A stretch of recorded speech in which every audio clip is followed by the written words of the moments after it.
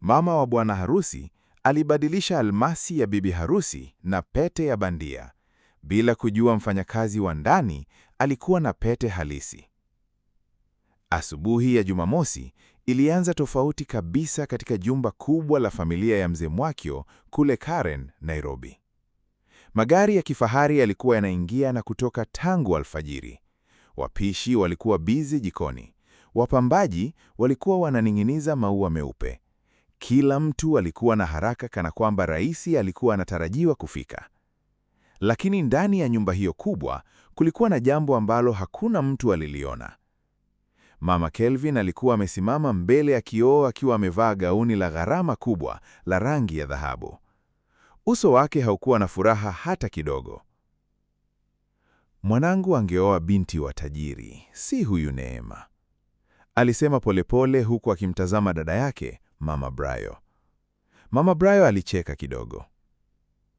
Lakini Kelvin anampenda sana. Mapenzi hayalipi mortgage za biashara, Mama Kelvin akajibu kwa sauti ya chini. Familia yetu ina kampuni za insurance, real estate na investment za mamilioni. Hatuwezi kuharibu jina letu. Upande mwingine wa nyumba hiyo, Neema alikuwa amekaa chumbani na rafiki zake wawili. Alionekana mwenye furaha, lakini macho yake yalikuwa na hofu kidogo. Mbona umetulia sana? Rafiki yake Lina aliuliza. Neema akashusha pumzi. Sijui kwa nini nahisi kama kuna mtu hanitaki hapa. Lina alimshika mkono. Kelvin anakupenda, hiyo ndiyo muhimu. Neema alitabasamu kwa shida. Hakujua kuwa muda huo huo, Mama Kelvin alikuwa tayari ameanza kupanga kitu kibaya sana. Chini kabisa karibu na sehemu ya kufulia nguo, mfanyakazi wa ndani aliyeitwa Asha alikuwa akipiga pasi nguo za wageni. Hakuna mtu aliyemjali sana ndani ya nyumba hiyo. Wengi walimuita tu msichana wa kazi. Lakini Asha alikuwa mtu wa kimya aliyekuwa anaona kila kitu. Wakati akibeba nguo kwenda juu, alisikia sauti za Mama Kelvin na dada yake wakiongea ndani ya chumba. Pete iko tayari? Mama Brayo aliuliza. Mama Kelvin akafungua pochi ndogo ya velvet nyeusi. Kesho Neema ataaibika mbele ya kila mtu. Asha alisimama ghafla nje ya mlango. Moyo wake ukaanza kupiga kwa nguvu. Hakuelewa kila kitu, lakini alijua jambo baya lilikuwa linaandaliwa. Ndani ya pochi ile kulikuwa na pete mbili. Moja ilikuwa almasi halisi yenye thamani ya mamilioni. Nyingine ilikuwa bandia. Na hakuna mtu aliyekuwa anajua kilichokuwa karibu kutokea. Usiku ulipoingia Karen, nyumba ya familia ya kina Kelvin ilizidi kuwa na wageni. Muziki wa taratibu ulikuwa ukisikika nje, huku watu wakizungumza kuhusu harusi ya kifahari iliyokuwa gumzo Nairobi nzima. Nasikia Kelvin amenunua apartment mpya Dubai. Na kampuni yao imeingia biashara ya online banking. Hii familia iko mbali sana. Mazungumzo hayo yalikuwa kila kona. Lakini ndani ya chumba cha Mama Kelvin kulikuwa kimya kizito. Alifungua drawer yake polepole, kisha akatoa kisanduku kidogo cha pete. Macho yake yalikuwa makali kama mtu aliyekuwa ameweka uamuzi moyoni. Neema lazima ajifunze nafasi yake, alisema mwenyewe. Alitoa pete halisi ya almasi aliyokuwa amenunuliwa Neema na Kelvin wiki 2 zilizopita. Iling'aa sana hata macho yaliuma. Lakini pembeni yake kulikuwa na pete nyingine iliyofanana nayo. Bandia. Mama Kelvin aliibadilisha haraka. Kisha akatabasamu kidogo. Kesho, mbele ya wageni wote, nitamfanya aonekane mwizi. Muda huo huo, Asha alikuwa amebeba taulo kuelekea ghorofa ya juu. Mlango wa chumba haukufungwa vizuri. Akaona kila kitu. Mwili wake ulisisimka. Mungu wangu, alinong'ona. Kwa bahati mbaya, kikombe mkononi mwake kikaanguka. Pa! Mama Kelvin akageuka kwa hasira. Nani huko? Asha akaingia akiwa anatetemeka. Samahani mama, sikuona vizuri. Mama Kelvin alimkazia macho kwa sekunde kadhaa zilizomfanya Asha ahisi kama dunia ilisimama. Kuna chochote umesikia? aliuliza kwa ukali. Hapana mama. Ukizungumza mambo ya hapa nje, hutapata kazi tena. Asha akainamisha kichwa haraka. Sitasema kitu. Lakini moyo wake ulikuwa unadunda vibaya. Aliondoka haraka huku akili yake ikiwa imechanganyikiwa. Usiku huo, aliporudi katika chumba chake kidogo nyuma ya nyumba, aliketi kitandani akiwa hana amani. Kisha akakumbuka kitu kilichotokea jana usiku. Kitu ambacho hakikuwa kawaida. Alifungua mfuko wake wa zamani wa nguo polepole. Kisha, ndani kulikuwa na kisanduku kidogo cha velvet. Mikono yake ikaanza kutetemeka. Alipokifungua, aliona pete halisi ya almasi, ile ile ambayo Mama Kelvin alikuwa akitafuta. Asha akafunika mdomo wake kwa hofu. Hii pete ilifikaje kwangu? Asha hakulala hata dakika moja usiku ule. Kila alipofunga macho, alikuwa anaiona ile pete ikipepea mbele yake. Alikuwa ameifunga ndani ya kitambaa na kuiweka chini ya godoro lake. Lakini bado moyo wake haukuwa na utulivu. Mvua ndogo ilianza kunyesha nje ya nyumba. Saa ilikuwa karibu saa 3 za usiku. Asha aliketi kitandani akakumbuka maisha yake. Miaka 2 iliyopita alikuwa akiishi Kakamega na mama yake mgonjwa. Baada ya mama yake kufariki, maisha yalibadilika haraka. Akaingia Nairobi kutafuta kazi. Tangu siku hiyo, alikuwa akifanya kazi za ndani huku akivumilia dharau za watu matajiri. Lakini hakuwahi kuwa mwizi. Hakuwahi kugusa mali ya mtu. Ndiyo maana pete ile ilimuumiza kichwa. Jioni ya jana, alipokuwa anasafisha gari la Kelvin, alikuwa ameona kisanduku kidogo karibu na mlango wa nyuma wa gari. Alifikiri labda ni heleni za mtu. Akaamua kukihifadhi kwanza ili arudishe baadaye. Hakujua kilikuwa na almasi ya mamilioni. Asubuhi ilipofika, nyumba ilianza kuchangamka tena. Mama Kelvin alikuwa anatembea huku na huko kwa hasira. Pete iko wapi? Aliuliza kwa sauti kali. Mama Brayo akamvuta pembeni. Uliiweka wapi jana? Niliiweka hapa. Asha aliyekuwa anapanga meza alisikia kila kitu. Mapigo ya moyo yakazidi. Neema naye akaingia akiwa ametulia. Mama Kelvin, kuna shida? Hapana, Mama Kelvin akajibu kwa tabasamu la kulazimisha. Lakini ndani yake alikuwa anachomeka kwa hasira. Hakujua kwamba pete halisi ilikuwa ndani ya chumba kidogo cha mfanyakazi wa ndani ambaye hakuwahi kumheshimu hata siku moja. Na Asha alianza kuelewa. Harusi hiyo ilikuwa karibu kuvunjika kwa sababu ya pete. Mchana ulipofika, wageni wa harusi walianza kujaza nyumba ya kina Kelvin. Wengine walitoka Mombasa, wengine Kisumu, wengine Nakuru. Kila mtu alikuwa anazungumza kuhusu mafanikio ya familia hiyo. Kelvin ana biashara kubwa ya logistics. Nasikia wamewekeza kwa apartments za Airbnb. Hawa watu wako na pesa sana. Mama Kelvin alitembea akiwapokea wageni kwa tabasamu kubwa, kana kwamba alikuwa mwanamke mwenye furaha zaidi duniani. Lakini ndani yake alikuwa amebeba chuki nzito dhidi ya Neema. Kwa macho yake, Neema alikuwa maskini asiyeendana na familia yao. Neema alijitahidi kuheshimu kila mtu. Aliwasalimia wazee, aliwasaidia wapishi. Alihakikisha kila kitu kiko sawa. Lakini kila alipomkaribia Mama Kelvin, alihisi baridi. Wakati huo, Asha alikuwa jikoni akisaidia kuandaa chai. Mpishi mkuu alimnong'oneza, "Hii nyumba leo kuna tension." Asha hakujibu.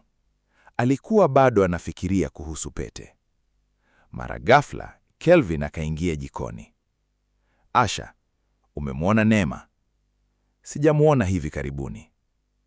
Kelvin akatabasamu kidogo.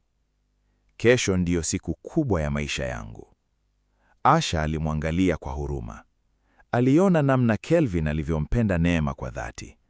Na hapo ndipo moyo wake ulianza kumuuma zaidi. Je, angesema ukweli? Je, angefukuzwa kazi? au wanyamaze mpaka harusi iharibike. Jioni ilipozidi kusogea, Mama Kelvin aliingia chumbani kwake tena. Akafungua kisanduku. Ndani kulikuwa na pete bandia pekee. Uso wake ukabadilika. Mungu wangu!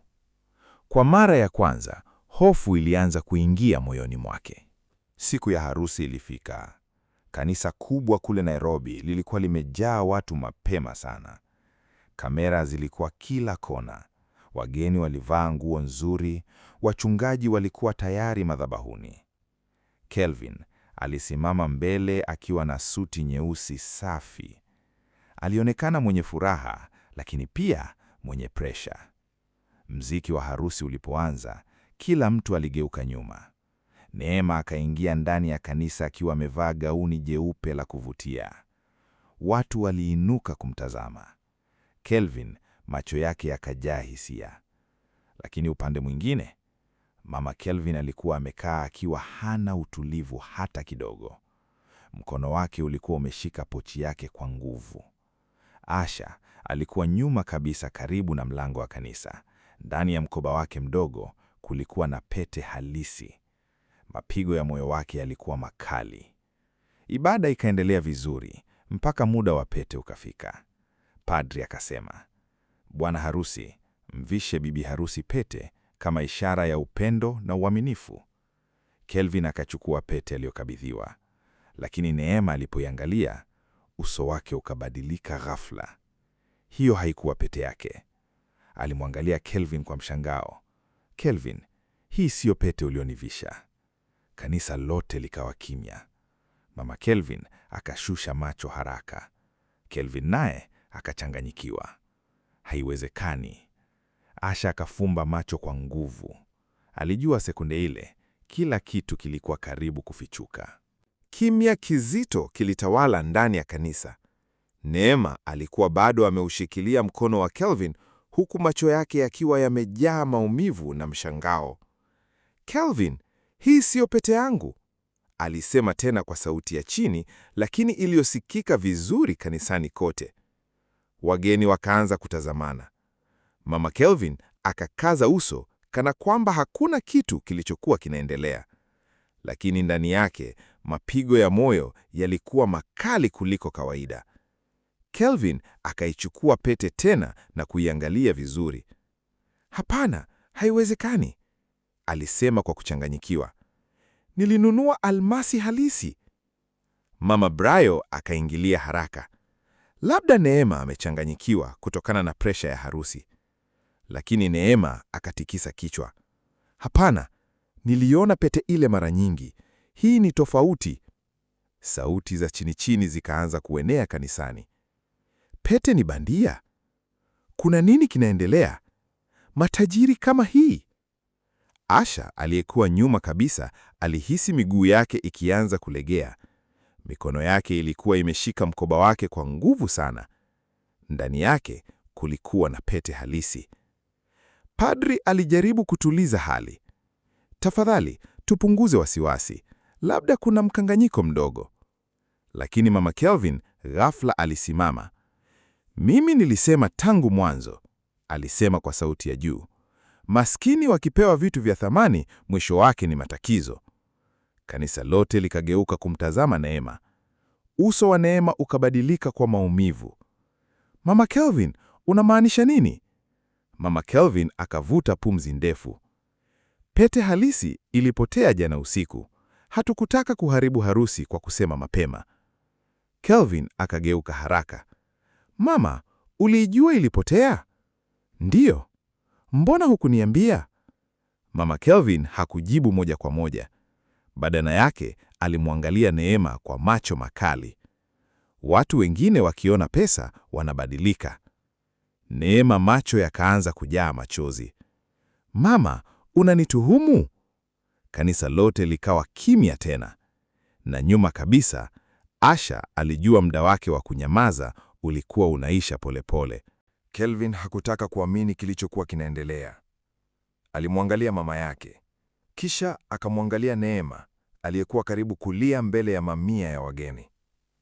"Mama, hii sio njia ya kufanya mambo," alisema kwa hasira iliyofichika. Lakini Mama Kelvin hakurudi nyuma. Mimi nalinda heshima ya familia yetu. Heshima gani? Kelvin akauliza. Kumwaibisha mchumba wangu kanisani? Wageni walikuwa wamekaa kimya wakisikiliza kila kitu. Wengine tayari walikuwa na rekodi kwa simu zao. Pembeni ya kanisa, Asha alihisi mwili mzima ukitetemeka. Alichukua hatua moja mbele, akasimama. Hofu ikamrudisha nyuma tena. Alijua akizungumza, maisha yake yangebadilika. Mpishi mkuu aliyekuwa karibu naye alimnongoneza. Asha, mbona unaonekana kama mtu mwenye siri? Asha hakujibu. Mbele, Neema alikuwa analia kimya kimya. Sikuwahi kugusa pete, alisema kwa uchungu. Nampenda Kelvin kwa moyo wangu, si kwa pesa. Maneno yale yalimgusa hata padri. Kelvin akamshika mkono Neema mbele ya kila mtu. Mimi namwamini. Mama Kelvin akacheka kwa dharau kidogo. Mapenzi yanaweza kukufanya mwanamume awe kipofu. Kauli hiyo ilimuumiza Kelvin sana. Kwa mara ya kwanza maishani mwake, alimwangalia mama yake kama mtu asiyemfahamu. Ndipo Asha akaanza kutembea taratibu kuelekea mbele ya kanisa. Kila mtu akageuka kumtazama. Mfanyakazi wa ndani ambaye hakuna aliyewahi kumjali alikuwa anatembea kuelekea madhabahuni. Mama Kelvin macho yake yakapanuka. Asha, unafuata nini mbele? Asha akameza mate kwa nguvu. Mama, kuna kitu nataka kusema. Kanisa lote lilikuwa kimya, kiasi kwamba hata sauti ya viatu vya Asha ilikuwa inasikika vizuri. Alisimama mbele akiwa ameshika mkoba wake mdogo wa zamani kwa mikono miwili. Mama Kelvin akaanza kupata wasiwasi. Asha, si muda wa maigizo, alisema kwa ukali. Lakini Asha hakurudi nyuma safari hii. Alimwangalia Neema kwanza, kisha Kelvin. Halafu akafungua mkoba wake pole pole. Wageni wote wakainama mbele kutazama. Kutoka ndani ya mkoba, Asha akatoa kisanduku kidogo cha velvet. Uso wa Mama Kelvin ukabadilika ghafla. Hapana, alinong'ona. Kelvin akaichukua ile box kwa mshangao. Alipoifungua, almasi halisi ikaangazwa mbele ya kila mtu ndani ya kanisa. Sauti za mshangao zikaanza kusikika. Ndiyo hiyo, pete halisi, Mungu wangu! Neema akafunika mdomo wake kwa machozi. Kelvin akamwangalia Asha. Uliipataje? Asha akavuta pumzi ndefu. Nilikuwa nasafisha gari jana usiku. Niliiona karibu na mlango wa nyuma. Nilidhani labda mtu ameangusha. Mbona hukusema mapema? Kelvin akauliza. Asha akashusha macho. Niliogopa. Mama Kelvin akakaza uso. Unafikiri watu wataamini hadithi hiyo? Lakini kabla hajaendelea, Mama Brayo akaongea bila kutarajia. Kelvin, kuna kitu hatukukuambia. Mama Kelvin akageuka kwa mshtuko. Mama Brayo, nyamaza! Lakini tayari ilikuwa imechelewa. Mama Brayo akaanza kulia. Dada yako ndiye alibadilisha pete. Kanisa lote likapasuka kwa mshangao mkubwa. Neema akabaki amesimama kama aliyegandishwa. Kelvin akaanza kumtazama mama yake pole pole, uso wake ukiwa umejaa maumivu kuliko hasira. Mama Kelvin alihisi miguu ikimuishia nguvu. Kwa mara ya kwanza tangu harusi ianze, macho yote yalikuwa juu yake. Hakukuwa tena na mahali pa kujificha. Kelvin alimkaribia polepole. Mama, ni kweli? Mama Kelvin hakujibu. Neema alikuwa analia kimya kimya huku akimwangalia mwanamke ambaye alitaka kuwa mama yake wa pili. Mama Kelvin, kwa nini? Aliuliza kwa sauti ya uchungu. Kimya kilitawala kwa sekunde kadhaa. Kisha Mama Kelvin akaanza kulia. Mimi nilikuwa nalinda mwanangu, alisema huku sauti yake ikitetemeka. Nilihofia ataumia. Kelvin akatikisa kichwa kwa maumivu. Kwa sababu Neema si tajiri? Mama Kelvin akafumba macho. Nilitaka uoe mwanamke mwenye pesa, mwenye biashara, mwenye familia ya hadhi yetu. Neema machozi yakamtoka zaidi. Mama, mimi nilimpenda Kelvin kwa moyo wangu wote. Wazee waliokuwa kanisani wakaanza kunong'ona kwa huzuni. Mzee mmoja akasema, pesa sio kila kitu duniani. Asha alisimama pembeni akiwa kimya. Hakutegemea ukweli kufichuka namna hiyo. Kelvin akamgeukia mama yake tena. Leo umeniaibisha mbele ya watu wote, lakini kilichoniumiza zaidi ni kumuumiza Neema. Mama Kelvin akaanza kulia kwa uchungu wa kweli safari hii. Kwa mara ya kwanza aliona upendo wa Neema haukuwa wa pesa. Alimwangalia Asha polepole. Na wewe, nilikuwa na kudharau kila siku. Asha akashusha macho kwa heshima. Mimi nilikuwa nafanya kazi tu mama. Kanisa lote lilinyamaza tena. Kila mtu alikuwa akisubiri jambo moja. Je, harusi ingeendelea? Ndani ya kanisa, watu wote walikuwa wamekaa kimya wakingoja uamuzi wa Kelvin na Neema. Padri aliwatazama kwa utulivu. Mambo mengi yametokea leo, alisema kwa sauti ya upole. Lakini ndoa ya kweli hujengwa na ukweli, msamaha na upendo. Kelvin akamwangalia Neema. Macho yao yalizungumza zaidi ya maneno. Polepole, Kelvin akachukua pete halisi kutoka kwenye kisanduku. Safari hii, mikono yake ilikuwa inatetemeka kwa hisia. Neema, alisema kwa sauti nzito. Samahani kwa kila kilichotokea, lakini mbele za Mungu na watu wote, bado nataka uwe mke wangu. Kanisa lote likatulia. Neema machozi yakimtoka, akatabasamu kwa mara ya kwanza tangu vurugu zianze. Nakupenda Kelvin. Wageni wakaanza kupiga makofi pole pole. Mama Kelvin alikuwa analia akiwa amekaa. Asha naye macho yake yalikuwa na machozi ya furaha. Kelvin akamvisha Neema pete halisi. Padri akatabasamu. Kwa mamlaka niliyopewa, sasa nawataja kuwa mume na mke. Kanisa likalipuka kwa furaha. Lakini kabla watu hawajasimama, Mama Kelvin akainuka polepole na kwenda mbele. Kila mtu akamwangalia. Alisimama mbele ya Neema akiwa na machozi. Nisamehe mwanangu, alisema kwa uchungu wa kweli. Niliruhusu pesa na hadhi vinipofushe macho. Neema hakusita. Alimkumbatia. Kanisa lote likashangilia kwa nguvu. Halafu Kelvin akamgeukia Asha. Kuanzia leo, hutakuwa mfanyakazi wa ndani tena. Wewe ni sehemu ya familia yetu. Asha akabubujikwa machozi. Miaka yote ya kudharauliwa ikaonekana kuyeyuka kwa sekunde moja. Na siku hiyo, harusi iliyokuwa karibu kuvunjika kwa sababu ya pete bandia, ikageuka kuwa mwanzo wa familia iliyojifunza kuwa upendo wa kweli hauwezi kununuliwa kwa pesa, biashara, insurance, investments wala mali za dunia.